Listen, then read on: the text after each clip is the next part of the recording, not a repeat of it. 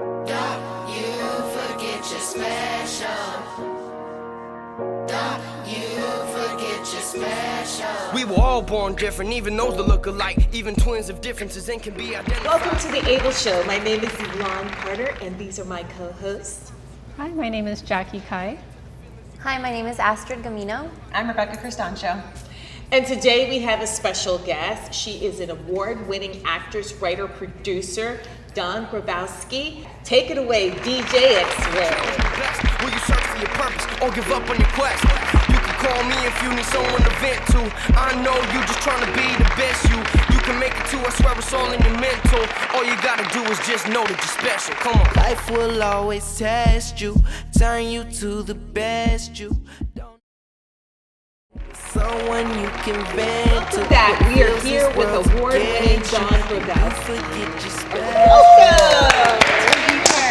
Thank you for the invitation. Well, we are excited to see you. You have a great resume. What have you been working on most recently? Well, most recently, I'm trying to find financing and and funding for a documentary that I would like to expand. It's the tentative title is called Beyond the Laughter, and it's the origin piece started from in 2020. I participated in the Easter Seals Disability Film Challenge. And I don't know if you're familiar with the Easter Seals Disability Film Challenge, but every year they give us a different genre, and they give you 5 days to write, produce, edit, and Oh my goodness. and upload a film within 5 days, Wow. all for no money. Really? So basically everyone, like a dream.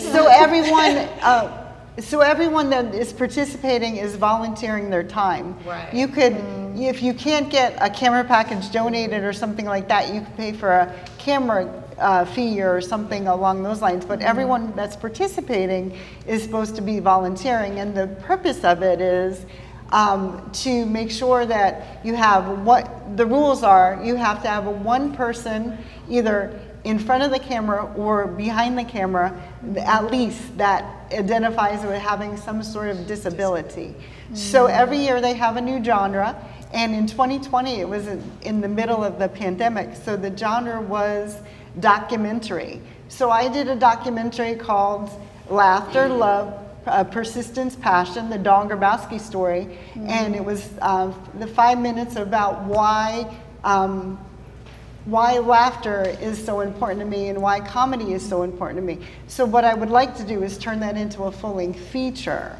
And my story is a little bit unusual, some people say. I came on vacation to California for 2 weeks and never went home.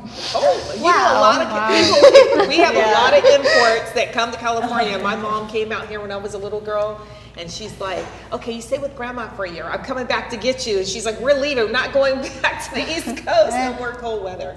Yeah, no, that's amazing. I actually watched some of your comedy stuff. So funny. Yeah. Like the Tinder joke was hilarious about dating.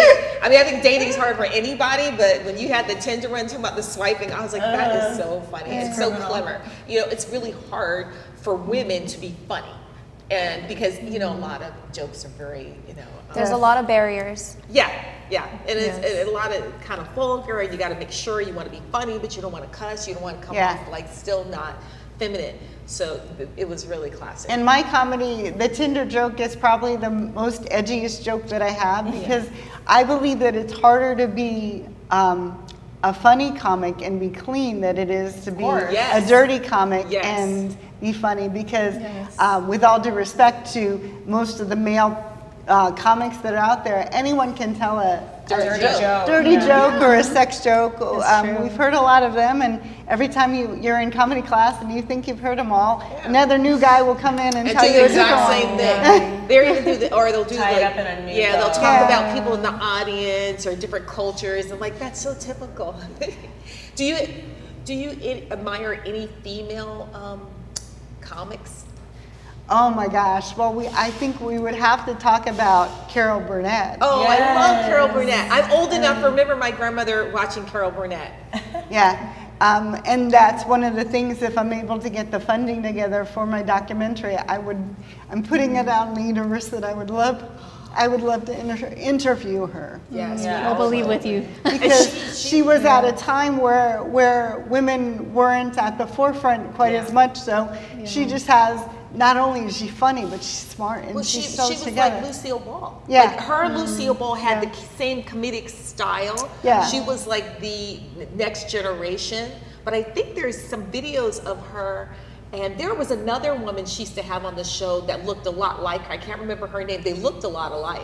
Vicki Lawrence. Vicki I believe. Lawrence. Yeah. Wow. It makes me think of that when I was like 4 years old with my Yes. great grandma watching those shows. She was hilarious. I loved her. Do you prefer stand-up or acting?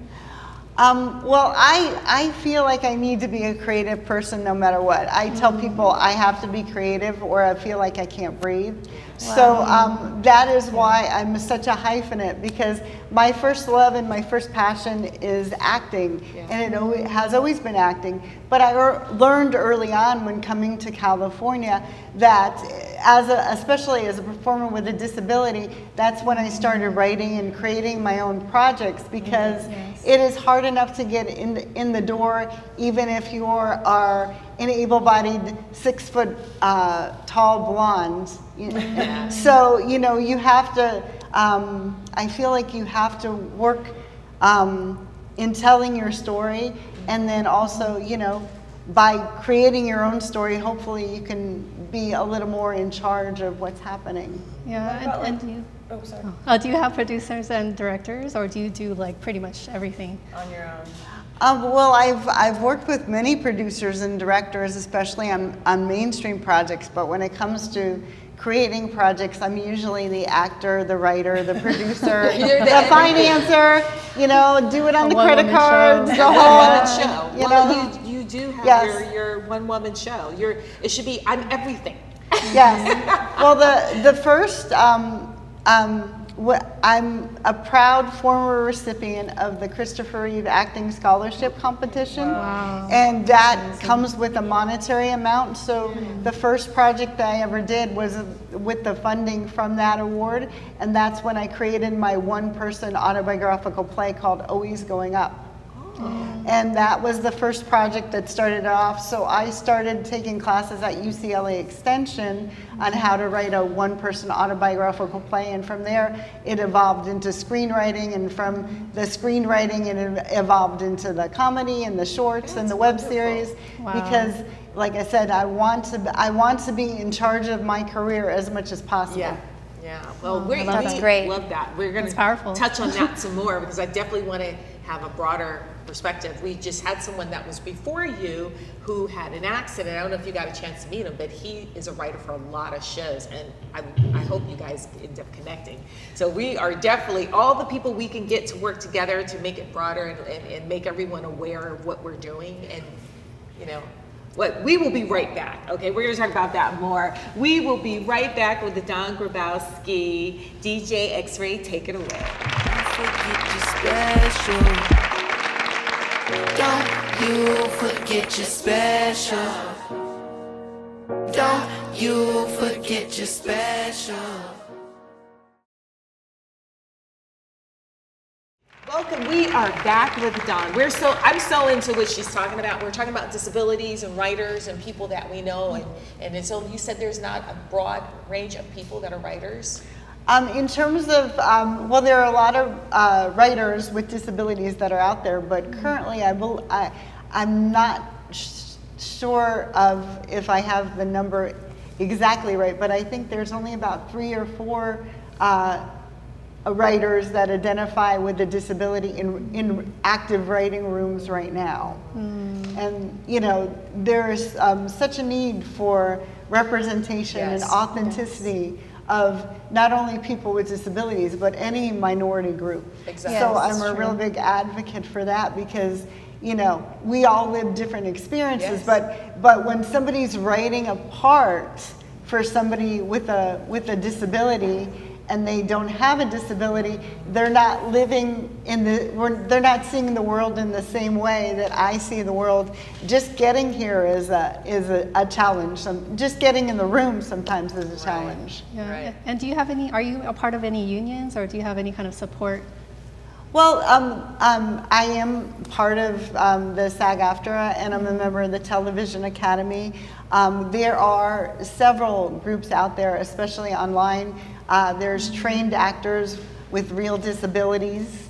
There's a Facebook group, and there's several groups out there that promote authentic casting, and that's where the casting directors and the producers and the directors find somebody if they're looking for somebody with a specific disability.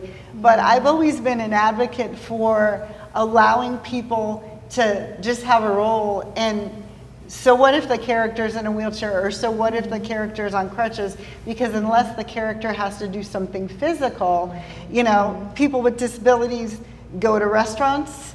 Yes. Exactly. We go to the post office. Yes. Go to work. We go out. We work. We Go to the club. we try to go. We try to be social. We try to date. In We other do words, all we these can things. just do things a little faster, but we're doing the exact same Yeah. thing. We have the same goal. I mean, that's like with everybody in the world. We have the same goal. We might approach it differently, Yeah. and that's what the world needs to understand. What the temperature is with the politics right now. Right. We approach things differently, but at the end of the day, we want the same thing. Well, and your argument is that Yeah. they don't have to just be written as someone who's disabled. Like any role Exactly. could be Yeah. a disabled You role. were in I McGuire. could be in a restaurant. I mean, my first movie was Jerry Maguire. I was gonna say Maguire. It's smart. Most people don't even realize, and it was a very small part, and most of the dialogue was cut out. But the point was, I was sitting in an office chair at a rollaway desk, and at the time I was using my crutches more, and my crutches were against the partition for the offices. So it wasn't even that noticeable. Right. And what does that mean to you, the performers with disabilities? What's that distinction mean for you? Well, for me, I prefer I always say, I don't care what you call me as long as you call me. But for me specifically, I prefer performers with disabilities, because I feel like that is a more proper, I don't want to get tied up on the language, but for me, if you say disabled actor, that leads me to believe that you're just hiring me because I have a disability, which is fine. I will take the job if I think it is a accurate representation. I think I'm represented well. But the point is I'm a trained actor. Yes. I go to I'm always training. I have a BA in theater arts. I have been in acting classes in person and now on Zoom. So I'm constantly trying to improve myself and make myself strive for excellence in my craft, because that's what I love and that's what I have great passion for. Yes. So that's why I prefer the terminology of performer with a disability. But if somebody wants to call me a disabled actor, I'm not going to argue with you. I just hope that you'll look at my resume and give me a shot to get in the door to have the audition. Yes. Because a lot of times in the past, the problem has been they will take an able-bodied actor that's more well-known and stick them in a wheelchair, and the feeling has always been, well, they have more of a resume. Well, of course they have more of a resume. Yes. They're getting more of an opportunity. Right. Well, you're here on the Able Show. That's why we're called the Able Yes. Show, right? Because we have people that are here that are doing a great job and not being categorized as there's a disability, right? Right. We don't say anyone's disabled. We just say that we're able, right? Yeah. And that's why we have the production that we have. Do you tour? Do you go around the country? Well, I have been on comedy tours in the past. In 2017, I did the World Series of Comedy. Then COVID hit, and so I was trying to keep up my skills, and I did a lot of comedy shows over Zoom, which is a whole different experience because you know, you hope that they leave their microphone on, and so you know if the joke is hitting, because you're not don't in the feed off room that with audience, them. right? You know, have the so energy. you hope that they leave their camera on, and you hope that they leave their microphone on. But you know, there were a couple shows that I wasn't even sure because I was just talking into my webcam. How long have you been doing sit-down comedy? Well, I started in August of 2014, Wow. and it was just an offshoot, as I said, of my acting, because acting has always been my priority, but I've evolved from the acting into the writing, and then creating my own feature film, which turned into a web series, and then from there I went into the sit down. I call myself a sit down comic because I'm not qualified to stand. So I went into the comedy world from that point, because in comedy they often say your biggest flaw is sometimes your greatest asset. Yes. Yeah. But I also, one of the reasons why I love comedy so much is if you can make somebody laugh, sometimes you can talk about a tough subject. Yeah. And we need laughter and love more than ever. Oh, we We definitely, do. especially right Absolutely. now. We're going to go on to another break. We will be right back with Dawn. Take it away, DJ. You forget you're special. Don't you forget you're special. Don't you forget you're special. We are back with actress, producer, and writer Dawn Grabowski.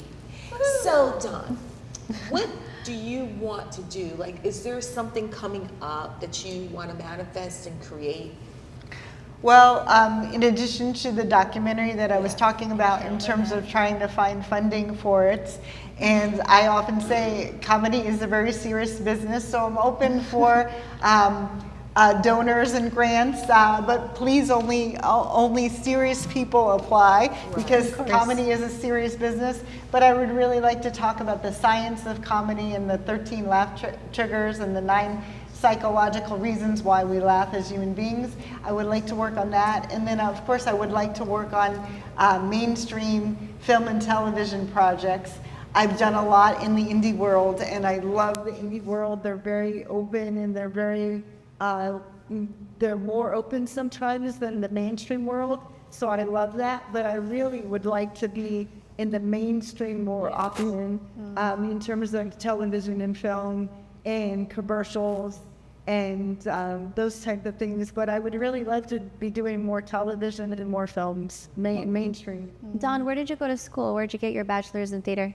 Well, I have a very interesting story, because I grew up on the East Coast, but my parents moved me out of the snow. So I went to high school, college in Florida. And so I graduated from Stetson University. And then after graduation, a year after graduation, I came out to California. And as I said, I came out on vacation, and 2 weeks turned into a month. Which turned Palm into trees and warm weather. which turned into about 3 decades later. Oh my gosh. Wow. And what advice would you give young performers with disabilities to continue? Well, the advice that I would give a young performer with a disability is the same advice I would give an able-bodied person that wanted to pursue the arts. I would always say, only participate in the arts and be an actor or a writer or do some creative thing in the entertainment industry if it's the only thing that you think that you can do with your life, because it's tough. It's tough no matter what the circumstances. That's It's true. a tough industry, and it's you go from gig to gig, and you build on your resume. So I would tell anyone to only do it if that's the only thing that you can. If you can't imagine your life being any other way, I would say go forth and do it. And then I would also tell everyone to get training. Yes. Training. Especially now we have a lot of social media and influencers. Now, I'm not the biggest social media person, and there are influencers out there, and I'm not saying that an influencer won't get a job because they have a lot of followers, but if you get that first job, you want to do a good job. You don't want to just get hired because you're you're Internet famous. Yeah, Yeah. you don't want to get. I had a conversation with my son last night. He got so mad at me. I go, "That's internet famous. That's fake fame." He got so upset with me because you have 1,000 followers. I mean, 1 million followers. I go, Like "Who 1,000? cares?" Like you know, people are still struggling. People want him to do all this internet stuff, and I'm like, you have to make money. You have to get a job. You have to train, like you're saying. Like, what advice would you give someone to inspire them to keep going, especially someone with a disability? And I know you're an actress first, and I know that's the goal. But there's other people want to be inspired by you. What could you give them? Well, I would say have the training. I read, I listened to the audio for Leslie Jones's book, and I thought that was a wonderful book because one of the things she said is she didn't believe in starving artists. She said, have a job and live a life because that's only going to add to your creativity and your art. And I really, as I've gotten older, I really appreciate that because the more you're going out and the more you're meeting, I'm here today, I'm meeting a whole new group of people that I wouldn't be here if I had said no to the invitation and slept in. This is the true social networking.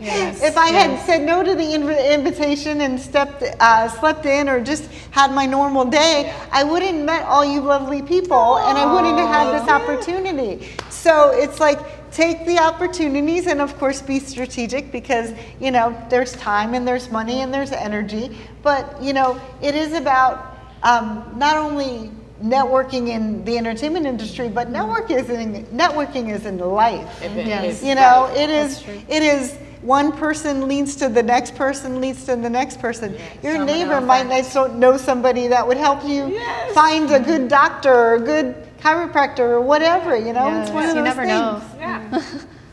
Where did you come from exactly? You said you were from the East Coast. I'm from the East Coast too. I'm from New Jersey. Where exactly? I'm from New Jersey as You're well. from New Jersey? No way. I was born in Bayonne, New Jersey. I was born in Newark, but I grew up in Nutley. I mean, I left the hospital, moved to went straight to Nutley. You ever heard of Nutley?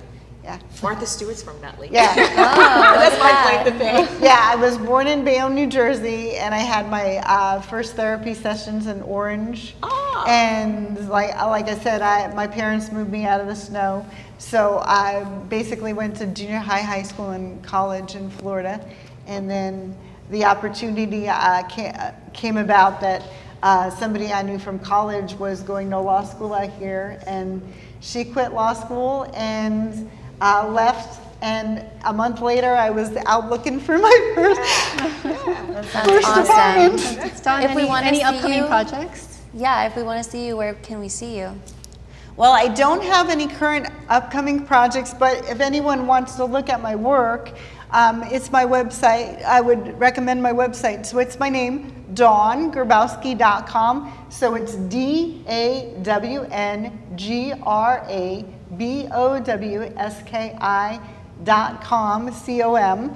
And so it's DawnGrabowski.com. And I have a whole media section. I have a whole sit-down comedy section. I was an intern for Women's E-News in 2023. So there's several articles about disability and women on there. So there's a lot of opportunities. And I would encourage anyone that's in the entertainment industry, whether you're a producer, director, writing, casting director, please, if you have the opportunity to cast under 5, which is 5 lines or less, please make sure it's an underrepresented group. Right. Because no one will take a movie or a film in 5 lines or less, and we need to get out there and we need to see in 2025 what the world truly looks like. In my humble opinion. I am thinking that, let's all do that. Snap. This is gonna get out there because we are on the Able Show, and this is what the Able Show is about. Exactly. Right? Thank you So much. your message is gonna be loud and clear, and we thank you so much. This has been so lovely. It was so nice to meet you, and we're definitely gonna put that up about your funding for your show coming up. Right, and if anybody wants to find me on social media, I'm primarily on Instagram and Facebook, but on Instagram it's Grabowski Dawn, and on Facebook it's Dawn Grabowski, or my website, dawngrabowski.com. Thank you so much. Thank you, It's been so Dawn. nice. It was You're lovely. lovely.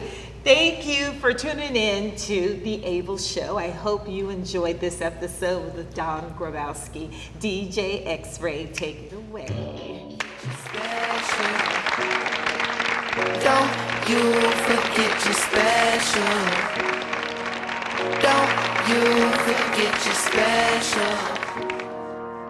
Don't you forget you're special. Hey, you are special, and don't forget it.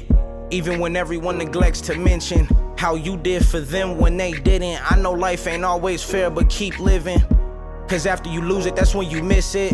And when you need them, that's when they get distant. But in person, they act like y'all have a friendship. Just remember that they make their own decisions, because it's their life just like it's yours. Life is a room, so keep up with your chores. If you want a lot, you gotta do more. Just think positive and always move forward. When you feel like you falling, I won't let you. If you ever get scared, then I'll protect you. When you feel like quitting, I won't let you. I'm saying this because to me you are special. Life will always